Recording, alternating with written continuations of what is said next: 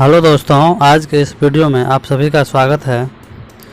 तो आज के इस वीडियो में हम DElEd second year exam face to face जो होने वाला है नवंबर 2021 में, उसी के ऊपर हम वीडियो बना रहे हैं। इससे पहले हम 2 वीडियो इसका बना चुके हैं। ये DElEd second year face to face exam का सिलेबस जो है S1 सीरीज़ का, उसमें से ये S1 हम उठाए हैं। इसमें से हम इसका 2 वीडियो बना चुके हैं, तो आप लोग वो वीडियो ज़रूर देखें। ये जो है हम खास करके एग्ज़ाम की तैयारी करवाने के लिए बच्चों का कमेंट था, इसीलिए हम ये प्रत्येक इसका क्वेश्चन हम तैयारी करवा रहे हैं।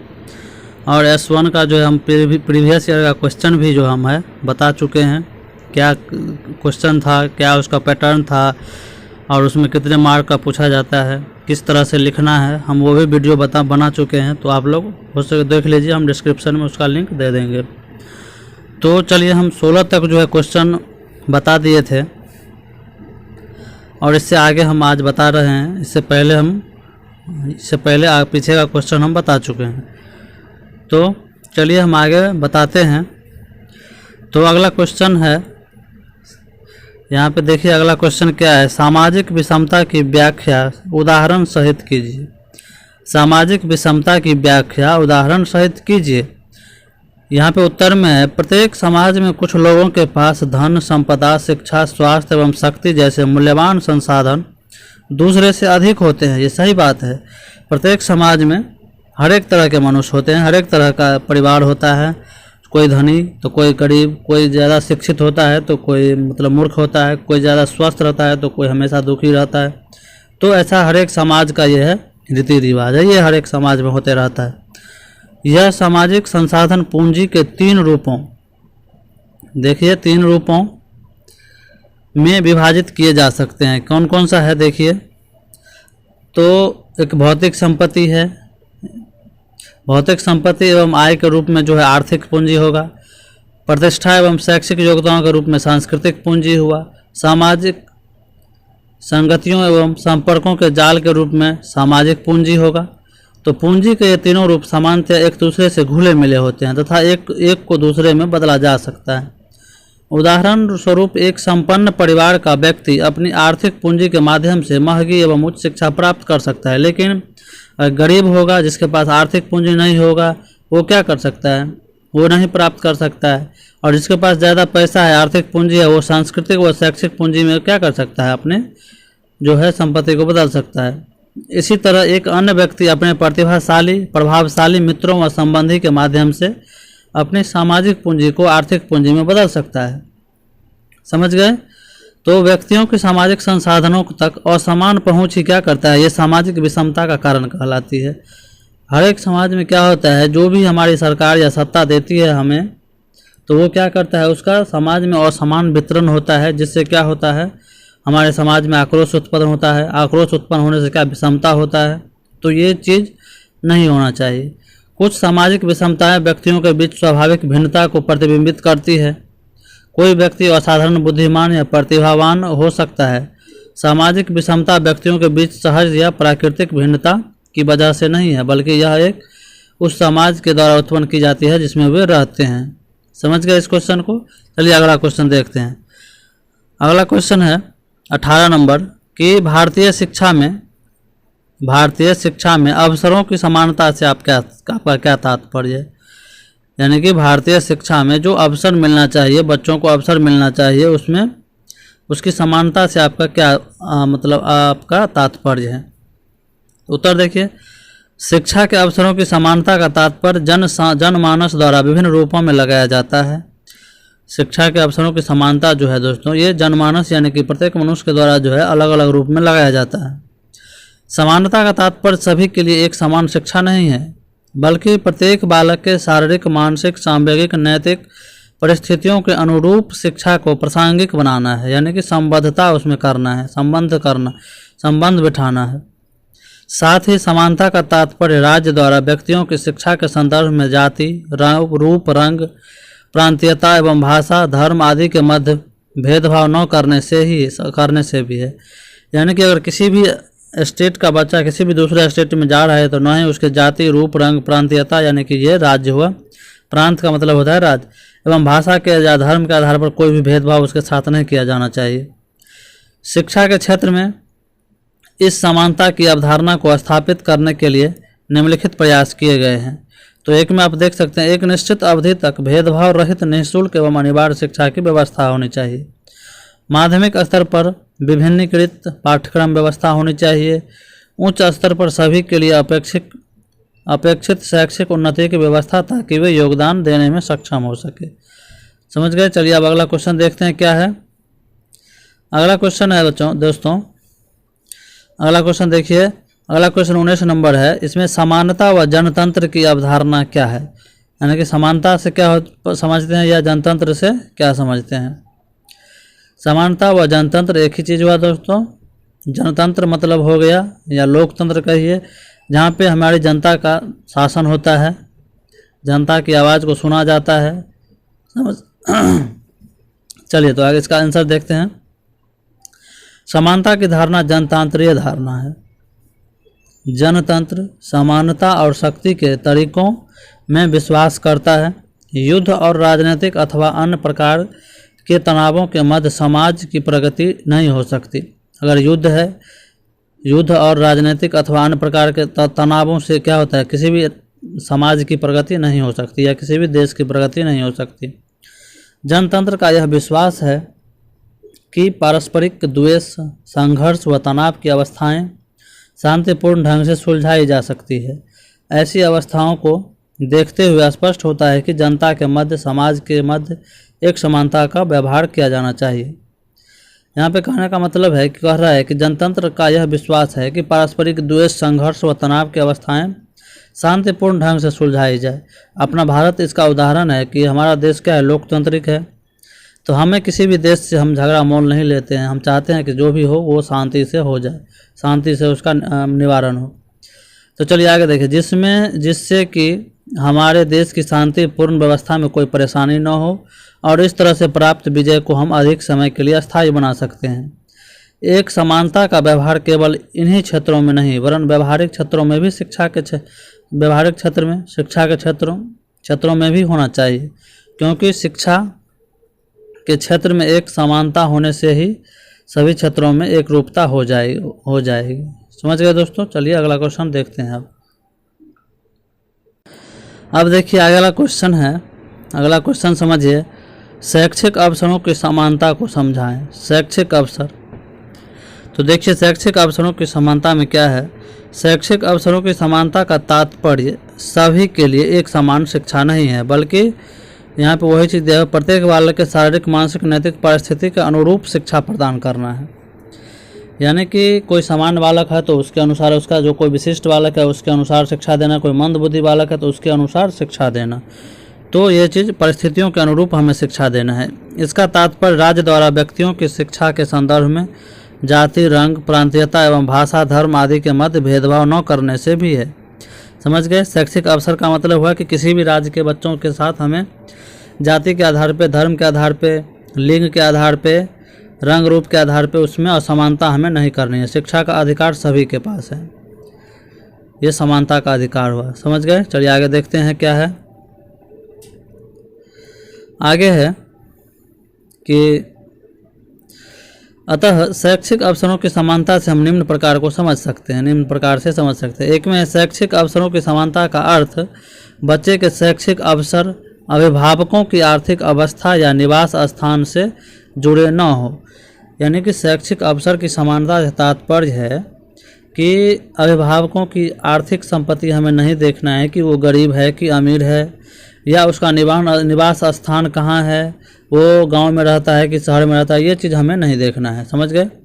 दूसरा है बच्चों को अपनी क्षमताओं के अधिकतम विकास के अवसर मिले। यानी बच्चों को हमें क्या करना है, NCF 2005 के अनुसार हमें उसको अवसर देना है, खुद से करके सीखने देना है। समझ गए? जो उसकी क्षमता है उसे खुद से करने देना है। तीसरा है सरकार प्रत्येक नागरिक के लिए शिक्षा के समान अवसर उपलब्ध कराए। यानी कि सरकार को बोला जा रहा है, जो सरकार सत्ता में है उसके बारे में बोला जाए कि प्रत्येक नागरिक के लिए शिक्षा का समान अवसर उपलब्ध कराना चाहिए। शिक्षा को सार्वभौमिक करना है। चौथा है सभी बालक एक न्यूनतम शैक्षिक योग्यता प्राप्त कर सके, यानी कि सभी बालक जो है प्राइमरी शिक्षा जो भी हुआ, माध्यमिक शिक्षा वो प्राप्त कर सके, ये बेसिक शिक्षा हुआ।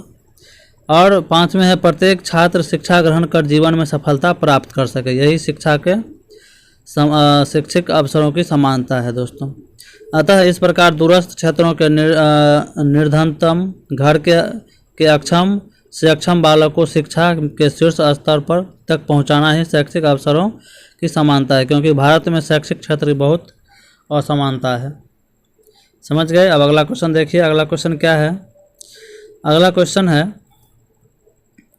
कि समाज और शिक्षा में संबंध स्पष्ट कीजिए। वाह, बहुत ही अच्छा क्वेश्चन है दोस्तों।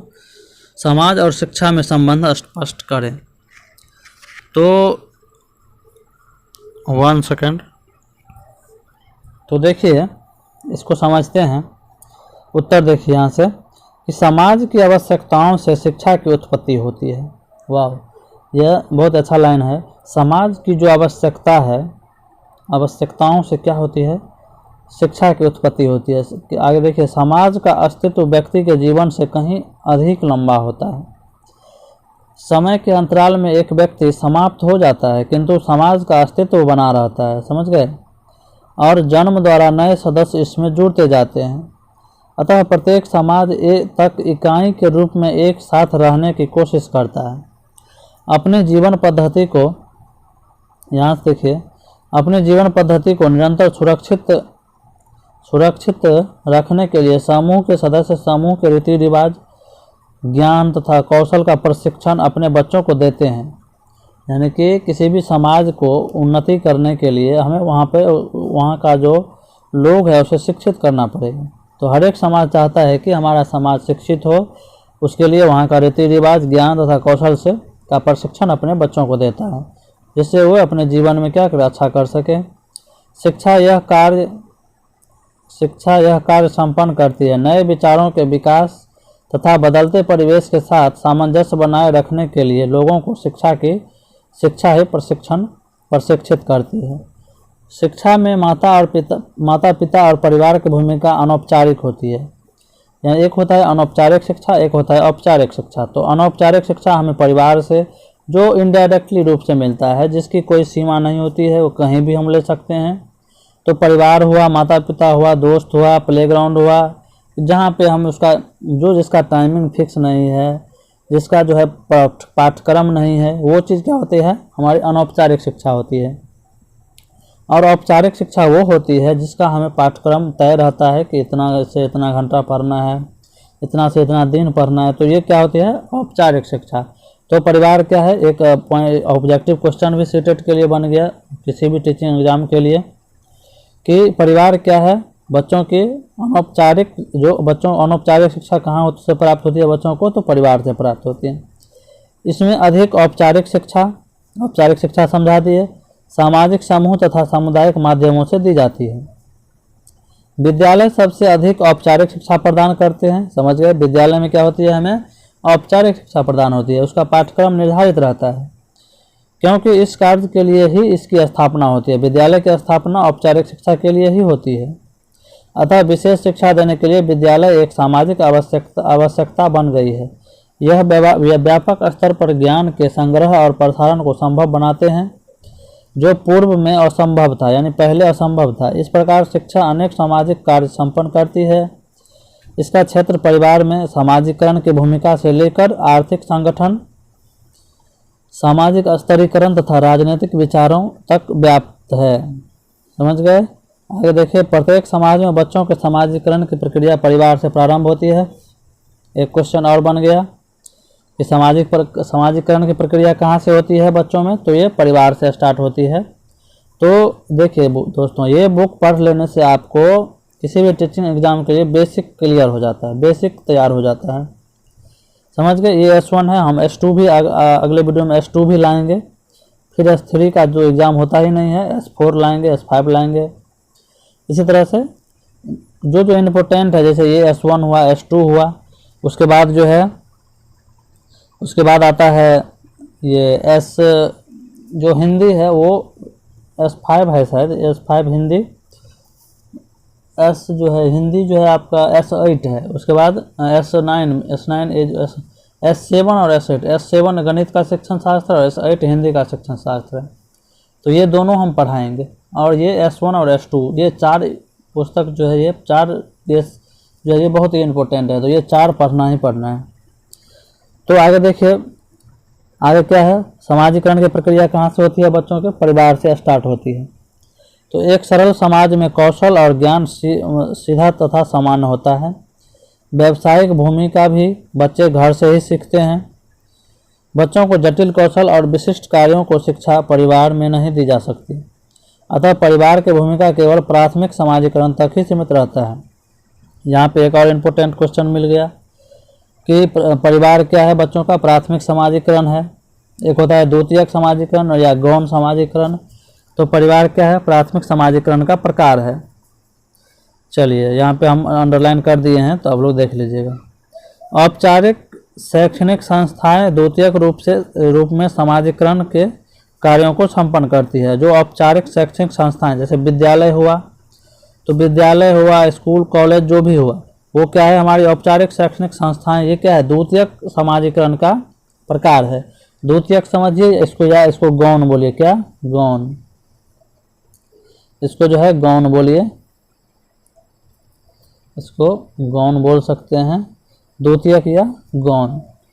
तो समझ गए, परिवार क्या है, प्राथमिक समाजीकरण का प्रकार हुआ, और जो है द्वितीयक समाजीकरण का प्रकार क्या है, विद्यालय हुआ। समझ गए। चलिए 2 क्वेश्चन तैयार हो गया। आगे देखिए क्या है, आगे है, आगे अतः परिवार क्या है, प्राथमिक समाजीकरण, और औपचारिक शैक्षिक संस्थाएं जो भी विद्यालय है वो क्या है, द्वितीयक समाजीकरण का कार्य करता है। शिक्षा मानदंडों, मूल्यों, विश्वासों, इस लाइन को देखिए, शिक्षा मानदंडों, मूल्यों, विश्वासों, विचारों और सामाजिक कौशलों को समाजीकरण द्वारा नई पीढ़ी तक हस्तांतरित करती है। कौन करती है, तो ये औपचारिक शिक्षा जो है मिलती है हमें, वही करती है। छात्र जो विद्यालय में सीखते हैं वह समाज की संस्कृति विरासत का हिस्सा है। सीखने की यह प्रक्रिया समाज के तरुण सदस्यों के व्यक्तित्व का गठन तथा विकास करती है। तरुण यानी कि किशोर। शैक्षिक व्यवस्था आर्थिक व्यवस्था में विविधता लाती है। शिक्षा व्यवस्था विभिन्न व्यवसायों के लिए उपयुक्त कौशल तथा प्रशिक्षण प्रदान करती है। यह शिक्षा तथा कौशल के आधार पर युवाओं को विभिन्न पदों के लिए तैयार करती है। उपर्युक्त विवेचना से स्पष्ट है कि शिक्षा न केवल सामाजिक परिवर्तन को प्रभावित करती है, बल्कि अनेक दृष्टियों से आधुनिकीकरण के एक घटक के रूप में भी कार्य करती है। समझ गए। अब बहुत ही इम्पोर्टेंट पॉइंट आया है कि समाजीकरण से, समावेशीकरण से आप क्या समझते हैं। बहुत ही इम्पोर्टेंट है, इम्पोर्टेंट भी आया, समझ लीजिए, इसको पूछता है एग्जाम में। तो समावेशीकरण से क्या समझते हैं, उत्तर में देखते हैं कि आप विश्व के सबसे बड़े लोकतांत्रिक राष्ट्र भारत में निवास करते हैं। हम सभी क्या हैं, विश्व के सबसे बड़े लोकतांत्रिक राष्ट्र भारत के निवासी हैं।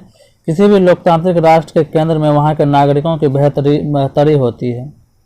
यानी कि किसी भी लोकतांत्रिक राष्ट्र की जो है वहाँ के नागरिक सबसे प्रधान होता है, क्योंकि वही सत्ता को क्या करता है, सत्ता में जो बैठते हैं उसको चुनते हैं, तो क्या उसका जो है सबसे बेहतरी जरूरी है।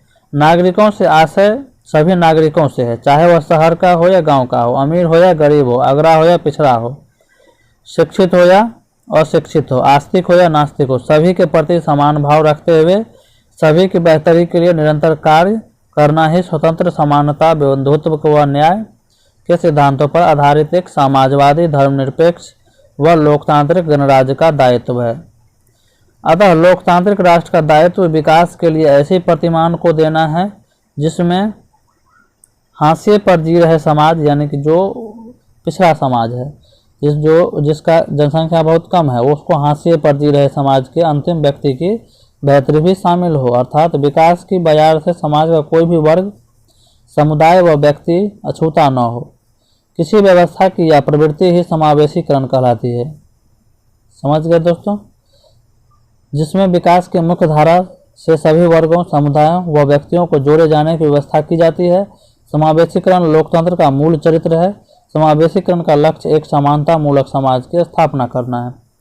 समावेशीकरण का मतलब है कि देश के जितने भी नागरिक हैं, चाहे गरीब हो अमीर हो, यानी कि अगड़ा हो पिछड़ा हो, शहरी हो गांव के हो, सभी से क्या है समान व्यवहार करना है। समान उसके जो सुविधा है उसको समानता के साथ उसको क्या करना है, वितरण करना है।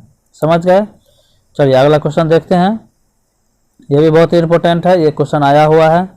समता और समानता में संबंध बताएं। समता और समानता में संबंध बताएं।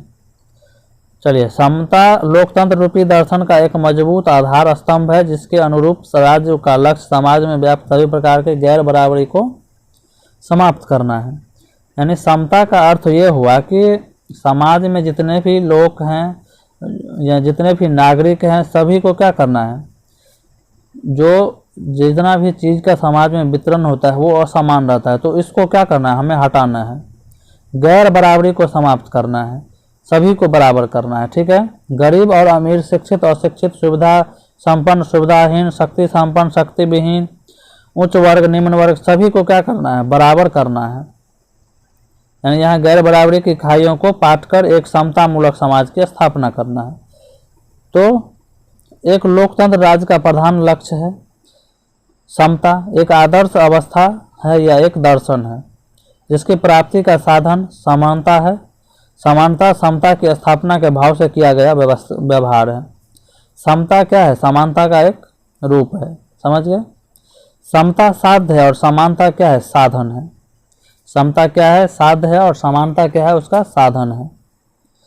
अतः एक लोकतांत्रिक राज्य समता मूलक समाज की स्थापना के लिए अपने सभी नागरिकों के साथ समानता का व्यवहार करता है, अर्थात राज्य की दृष्टि में सभी नागरिक समान है। यानी कि ये समता साध्य, यानी कि समता हमारा लक्ष्य हुआ कि सभी को समान करना है। यानी समानता क्या है, उसका साधन है। समानता से ही हमें समता का लक्ष्य प्राप्त होता है।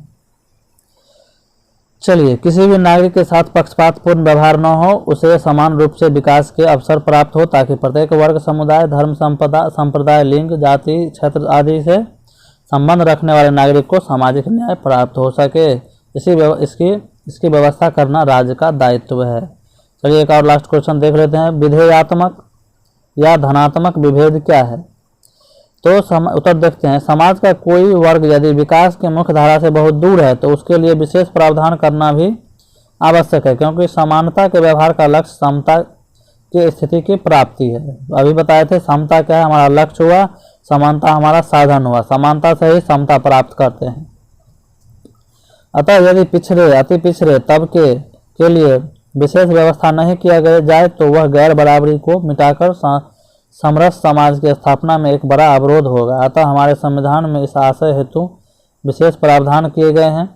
राज्य द्वारा संपूर्ण समाज में समरस विकास व समानता की स्थिति के प्राप्ति के लक्ष्य से किया गया यह विभेदात्मक या धनात्मक विभेद कहलाता है। समझ गए।